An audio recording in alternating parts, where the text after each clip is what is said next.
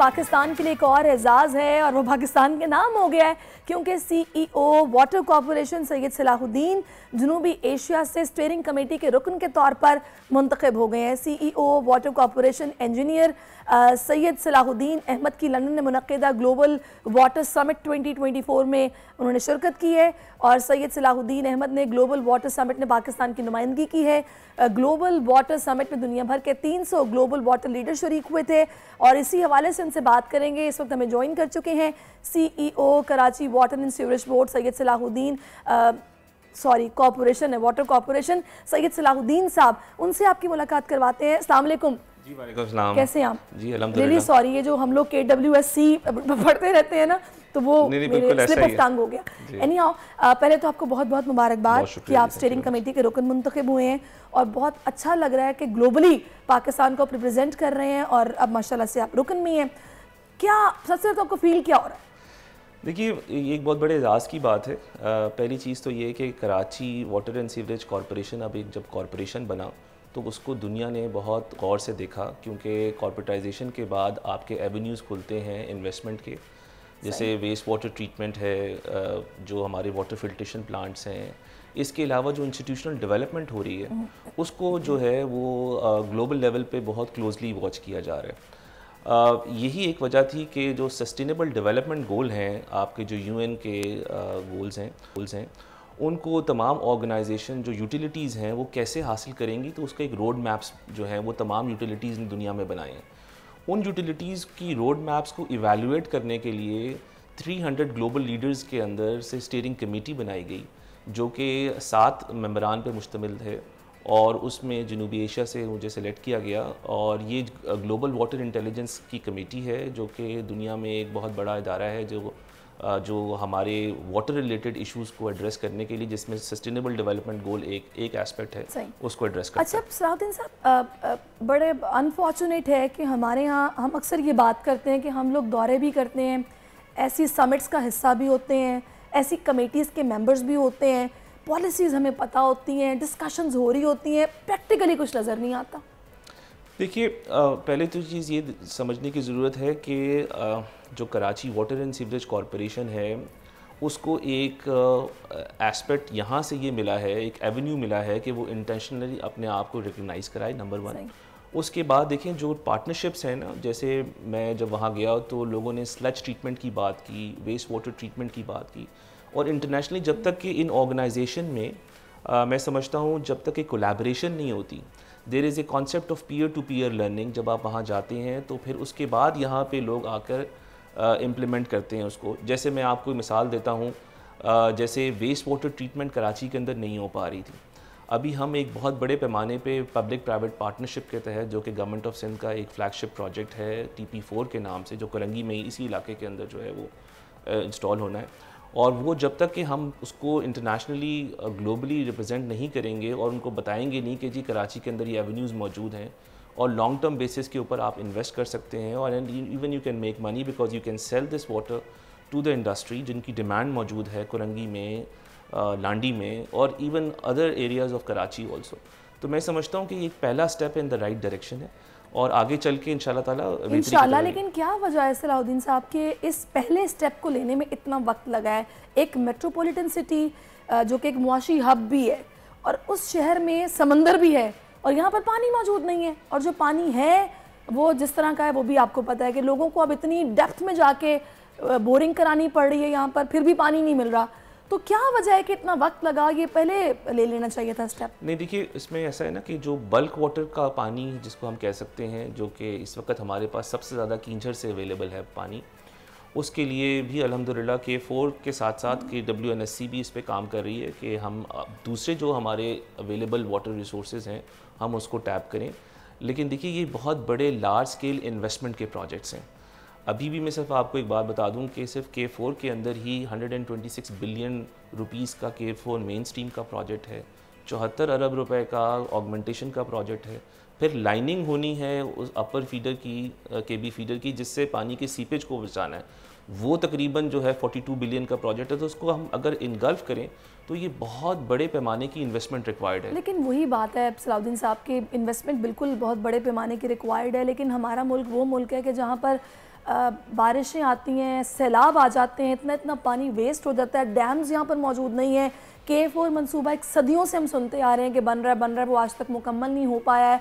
हम लोग देखते हैं कि हमारे ऑफिशियल्स बाहर जाते हैं, मीटिंग्स होती हैं, टूर्स होते हैं, लेकिन वहाँ जो टेक्नोलॉजी यूज़ हो रही होती है, पता नहीं क्यों उस पर यहाँ पर काम उस तरीके से नहीं हो पाता कि हमें भी कुछ उसके फ्रूटफुल रिजल्ट्स नज़र आएँ। देखिए, अब देखिए, मैं ये आपने बिल्कुल सही बात की, लेकिन पहले अपने आप को इंटरनेशनलाइज करना भी बड़ा ज़रूरी है। जैसे मैंने आपको बताया कि अब K4 के लिए भी इंटरनेशनल कंपनीज इस वक्त state of the art Chinese companies काम कर रही हैं। आगे भी हम देख रहे हैं कि जो उनकी रिव्यू कर रही हैं वो ऑस्ट्रियन कंपनीज़ हैं जो उसको कर रही हैं। तो जैसे मैं इसे बताना चाह रहा हूँ आपको कि जिस तरह से KWNSC लार्ज स्केल प्रोजेक्ट्स को अब टेकअप कर रही है, मेरा ख्याल है उस तारीख में उसकी मिसाल नहीं मिलती, लेकिन उसको में भी well supported by the government of Sindh है। अगर ये सारी चीज़ें पब्लिक प्राइवेट पार्टनरशिप का एक प्लेटफॉर्म नहीं बनता तो आप नहीं समझ सकते कि जी इस तरह के इतने लार्ज स्केल इन्वेस्टमेंट प्रोजेक्ट्स कैसे इंप्लीमेंट होते। लेकिन मैं फिर आपको बताना चाहता हूँ, जो पीयर टू पीयर लर्निंग है, यूटिलिटीज़ के साथ जो जैसे नॉन रेवेन्यू वाटर है, हमारे जो वाटर लॉस हो रहा है लीकिंग पाइप से, उसकी लर्निंग, उसका डेवलपमेंट, उसके साथ ट्रेनिंग ऑफ द स्टाफ, ये बड़ा इंपॉर्टेंट है। क्योंकि गुजरते वक्त के साथ साथ जिस तरह मॉडर्न टेक्नोलॉजीज़ आ रही हैं उनको अडॉप्ट करना और फिर उनको इम्प्लीमेंट करना, मेरा ख्याल है KWNSC अब शुरू करेगी। ये इम्प्लीमेंटेशन आपके ख्याल में कितनी मुश्किल है फ़िलहाल के सिनेरियो में? क्योंकि हम तो यहाँ ये भी देखते हैं कि इतने इंच की पाइपलाइन फट गई पानी की और बस फिर वो पानी बहता रहा और इतने गैलन पानी वेस्ट हो जाता है कि उसकी मुरम्मत में भी इतना वक्त लग जाता है। किस तरह पॉसिबल हो पाएगा? जी देखिए, इसमें अभी जैसे मैं तो हमेशा glass half full school of thought का आदमी हूँ। मैं ये समझता हूँ कि देखिए, हमने इस वक्त धाबेजी राइजिंग मेन है, Karachi water and sewerage corporation जो है, KWSSIP एक प्रोजेक्ट है जो वर्ल्ड बैंक का फंडेड प्रोजेक्ट है, उसके तहत इंफ्रास्ट्रक्चर इम्प्रूवमेंट लाना शुरू कर दी है। आपने अक्सर अभी देखा होगा ये सीवरेज की जो सक्शन एंड जेटिंग ट्रक्स हैं वो गाड़ियाँ आपको सड़कों पर दौड़ती नज़र आती हैं, उस पर हम काम कर रहे हैं। जो पानी की पाइपलाइनें लीक हो रही हैं उनको मुस्तकिल बुनियादों पर रिपेयर करें। देखिए, इंफ्रास्ट्रक्चर जो फिज़िकल लॉसेस का है ये प्रेशर की वजह से लीक करता रहता है, तो ये एक कंटिन्यूअस जॉब है।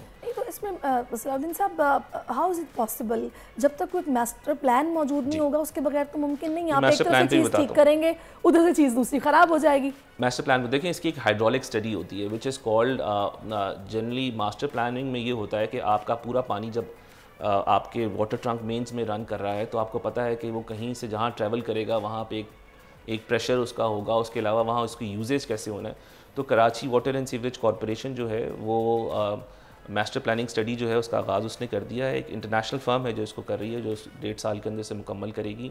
इसके अलावा यही नहीं, सीवरेज ट्रीटमेंट प्लांट ज़रूरी नहीं कि वो समंदर के किनारे लगें, वो ऊपर भी लग सकते हैं, अपस्ट्रीम में भी लग सकते हैं। तो लिहाजा ये तमाम चीज़ें उन्होंने तैयार करके देनी है माशाल्लाह। अच्छा, अभी माशाल्लाह से जिस तरह आप स्टीयरिंग कमेटी के रुकन मुंतखब हो गए हैं और आप इस मामले पर ज़ाहिर है बहुत संजीदगी से काम भी कर रहे हैं, कौन सी कंट्रीज़ हैं जो कि इंटरेस्टेड हैं यहाँ पे इन्वेस्टमेंट के लिए, जो कि इतने बड़े पैमाने पे? आपने बताया कोरंगी में फ़र्स्ट स्टेप है जो कि शुरू हो भी गया है। किसके साथ ताउन आप लोगों का हुआ है और किस तरह ये काम शुरू हो गया है और कब तक मुकम्मल होगा? कोई टाइम फ्रेम भी है? कब नज़र आएगा वाकई में कि भाई इस पर काम हुआ है और लोग उसका जो रिज़ल्ट है उससे फ़ायदा उठाएँगे? देखिए, जो अभी ग्लोबल वाटर समिट के हवाले से तो मलेशियन कंपनीज़ हैं जो कि सीवरेज से रिलेटेड डील करती हैं, वो इंटरेस्टेड हैं। जो पानी के सप्लाई के हवाले से अभी हम एक्वा डी पोर्चुगल के साथ एक बहुत बड़ा ट्रेनिंग का कंपोनेंट करने जा रहे हैं। उसके साथ साथ अगर हम सीवरेज ट्रीटमेंट के हवाले से देखें तो चाइनीज़ कंपनीज़ भी हैं, जो है UAE की कंपनीज़ भी हैं जो कि इंटरेस्टेड हैं। अभी तो फेडरल गवर्नमेंट ने भी एक बहुत अच्छा UAE के साथ वेस्ट वाटर ट्रीटमेंट के ऊपर एग्रीमेंट भी किया है और Karachi water and sewerage corporation उस एग्रीमेंट के तहत अपना एक प्रोजेक्ट जो TP4 है वो भी उसको पिच करने जा रहा है, बल्कि कर दिया है पिच। तो मैं समझता हूँ कि जितने हमारे प्रोजेक्ट्स हैं, पानी के हब कैनाल को हम जो है वो रीवैम्प करने जा रहे हैं, जिसमें जो है हम बहुत अच्छी कर रहे हैं, लग रहा है ऐसा हो भी नहीं, ये सब तैयार हो गया हुआ है। और मैं ये समझता हूँ कि इसमें ये क्रेडिट, जो लीडरशिप क्रेडिट है, वो मेयर कराची साहब को देना चाहता हूँ, क्योंकि उन्होंने इसको कंसीव किया और उन्होंने कहा कि ये प्रोजेक्ट अगर हम ADB में क्यों नहीं कर लेते, बजाय इसके कि हम इसको पब्लिक प्राइवेट पार्टनरशिप में ही लेके जाएँ। तो मैं समझता हूँ कि हमारी अब इन तमाम तरफ निगाह है और इंशाल्लाह ताला KWNSC का काम होता हुआ नज़र आएगा आपको। अच्छा, थोड़ा सा मैं चाहूँगी बतौर कराचीआइट या बतौर Pakistani, what do you have in your mind? आपको क्या लगता है कि कब इस शहर में, या तो ये मिथ है अक्सर लोग ये कहते हैं कि भाई भले समंदर है, आगे आने वाले वक्त में यहाँ पानी नहीं मिलेगा, इवन कि पंजाब में नहीं मिलेगा, क्योंकि हमारे यहाँ कोई स्टोरेज नहीं है, उस तरह से काम नहीं हो रहा। आप क्या देख रहे हैं कि कितना वक्त लगेगा इन प्रोजेक्ट्स को मुकम्मल होने में, और कब हम ये कह सकते हैं कि जी हाँ अब कोई मसला नहीं है, पानी भी मिलेगा और साफ़ पानी मिलेगा? देखिए, जो UN SDGs की कमिटमेंट है वो 2030 की है। हमारा जो ये प्रोजेक्ट है ये भी 2032 तक का है। हमें टाइमलाइंस तो मैं तो आपको थोड़ा सा मेजर बता दूं उसके साथ, लेकिन देखिए quality of water, quantity of water, provision of services, ये साइड बाय साइड चलने वाली चीज़ें हैं। Very sorry to interrupt you, K4 मुकम्मल हो जाएगा? जी बिल्कुल होगा इंशाल्लाह ताला। K4 की पेस इस वक्त मैं आपको बता दूं, इस वक्त फेडरल गवर्नमेंट बहुत उमदगी के साथ उसको पेस को मेंटेन करिए। सिर्फ इस वक्त ज़रूरत इस अमर की है कि उनकी फंडिंग को जो है वो इंश्योर किया जाए कि वो आगे भी मिले। तो प्रॉब्लम है नहीं, लेकिन देखिए वो तो वो रुक जाती है, फिर कॉस्ट बढ़ जाती है। सेक्टोरल फंडिंग में प्रायोरिटीज़ तो सेट की जा सकती हैं, और मैं समझता हूँ कि कराची के लिए इससे बड़ा मंसूबा नहीं है। और 18 साल पहले हमने एक बहुत बड़ा लार्ज स्केल मंसूबा किया था जिसको हम K3 कहते हैं 2006 में। अब अगर ये वक्त आ गया कि हमारी पॉपुलेशन बढ़ती जा रही है और अब नया पानी नहीं ऐड कर पा रहे, तो मेरा ख्याल है ज़रूरत है समझ की है कि हम इस फंडिंग को इंश्योर करते हुए न सिर्फ ऊपर बल्कि डाउन स्ट्रीम में भी काम। यानी कि आप ये कह रहे हैं कि तकरीबन 5 से 6 साल? जी बिल्कुल, ये सीवरेज ट्रीटमेंट में भी और पानी के इसमें भी, लेकिन K4 तो जल्दी ख़त्म होगा इंशाल्लाह ताला।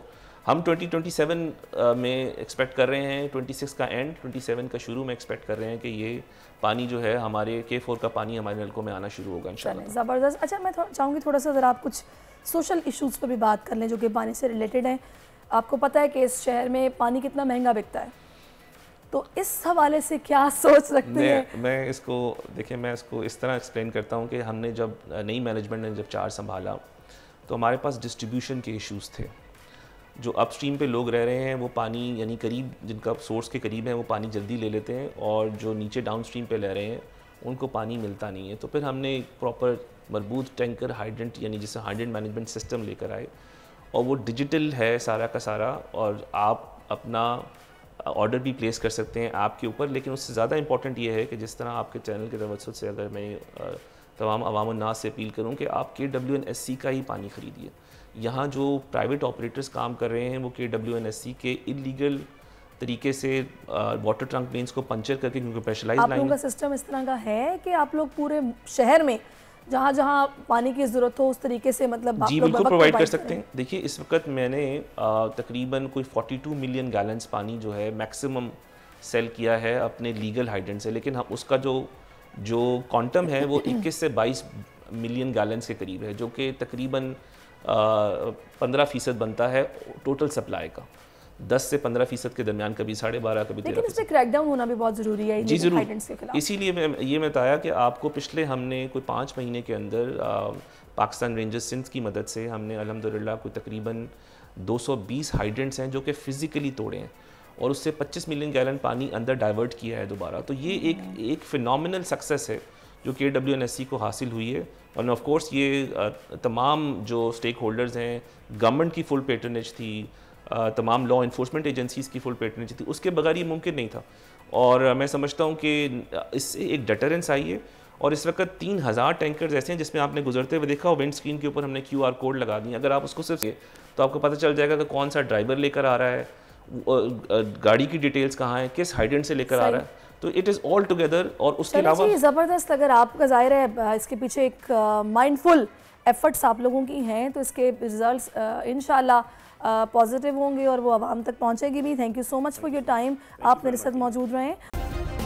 सब्सक्राइब करें और बेल दबाएं ताकि कोई खबर रह न जाए।